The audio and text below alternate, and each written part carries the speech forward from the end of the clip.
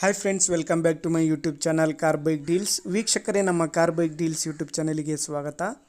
ವೀಕ್ಷಕರೇ, ಇವತ್ತಿನ ಈ ವಿಡಿಯೋದಲ್ಲಿ ಹೋಂಡಾ ಡಿಯೋ ಇದರ ಏರ್ ಫಿಲ್ಟರ್ ಯಾವ ರೀತಿ ಚೇಂಜ್ ಮಾಡಬೇಕು ಅಂತ ತಿಳಿಸ್ಕೊಡ್ತೀನಿ. ವೀಕ್ಷಕರೇ, ಇದು ಏರ್ ಫಿಲ್ಟ್ರ್ ಕ್ಯಾಪು. ಇದು ಇವಾಗ ಹೊಸದು ಹಾಕ್ತಿರೋದು ನೋಡ್ರಿ ಸರ್. ಹಳೆ ಫಿಲ್ಟರ್ ತೆಗ್ದಿರೋದು ಇದೆಲ್ಲ ಹೋಗೈತೆ ಡಸ್ಟ್ ಆಗಿ. ನೋಡಿ ಸ್ನೇಹಿತರೆ, ಈ ರೀತಿ ಇರುತ್ತೆ.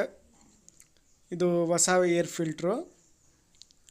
ಯಾವ ರೀತಿ ಸೆಟ್ ಮಾಡಬೇಕು, ಫಿಟ್ ಮಾಡಬೇಕಂತ ಅವರು ಎಲ್ಲ ಕ್ಲೀನಾಗಿ ನೋಡಿಸ್ತಾರೆ. ನೋಡಿ, ಈ ರೀತಿ ಏರ್ ಫಿಲ್ಟ್ರನ್ನ ಫಿಟ್ ಮಾಡಬೇಕು.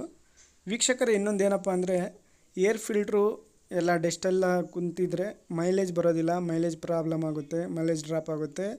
ಅದೇ ರೀತಿಯಾಗಿ ಗಾಡಿ ಸ್ಟಾರ್ಟಿಂಗ್ ಪ್ರಾಬ್ಲಮ್ ಬರುತ್ತೆ, ಸ್ಟಾರ್ಟ್ ಆಗೋದಿಲ್ಲ ಬೇಗನೆ, ಪದೇ ಪದೇ ಆಫ್ ಆಗ್ತಾ ಇರುತ್ತೆ ಗಾಡಿ. ಇನ್ನೊಂದು ಮೇನ್ ರೀಸನ್ ಅಂದರೆ ಮೈಲೇಜ್ ಡ್ರಾಪ್ ಆಗುತ್ತೆ ಸ್ನೇಹಿತರೆ. ಅದರಲ್ಲಿ ಭಾಳ ಡಸ್ಟು ಎಲ್ಲ ಗಲೀಜೆಲ್ಲ ಕೂತ್ಕೊಂಡಿರುತ್ತೆ. ಅದರಿಂದ ಕ್ಲಿಯರಾಗಿ ಗಾಡಿ ಮೂವ್ ಆಗೋದಿಲ್ಲ.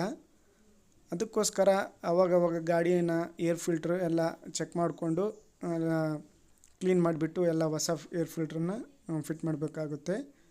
ವೀಕ್ಷಕರೇ, ಇದೇ ಇವತ್ತಿನ ವಿಡಿಯೋ ಇಷ್ಟ ಆದರೆ ಲೈಕ್ ಮಾಡಿ, ಶೇರ್ ಮಾಡಿ ವೀಕ್ಷಕರೇ.